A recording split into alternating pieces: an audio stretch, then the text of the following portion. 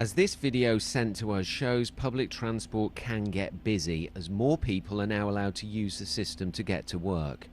About double the passengers are using the tube compared to the first lockdown. On the buses, it's treble. Frightened. I'm frightened that I'm going to die. In the first lockdown, Lorraine, a bus driver, pleaded for more protection. Today, she's still worried. People aren't taking responsibility for their own health and everything else. I personally feel it's unfair that the passengers are getting on the bus without wearing their masks. When we ask them to put on their masks, we actually get verbally abused. You know, I've been called all sorts of names, and I have one man who gets on my bus every morning and shouts at me. 57 TfL workers have so far died in this pandemic. Many were bus drivers like Ranjith Chandrapala. His family still want a public inquiry. That wasn't given enough PPE. I think that is also, vital. We're not being given enough dignity.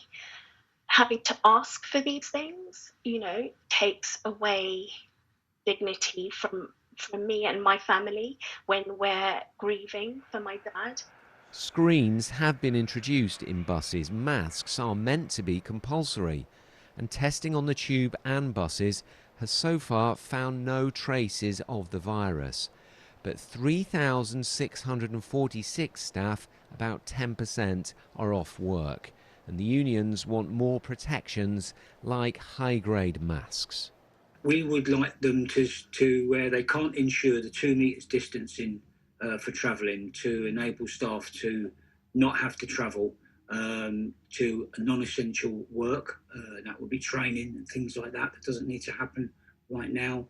We'd like them to treat their clinically vulnerable staff in the same way as the clinically extremely vulnerable staff, and send them home, frankly. TfL says its workplace is safe, but the unions say they won't rule out further action unless there are more safeguards. Tom Edwards, BBC London.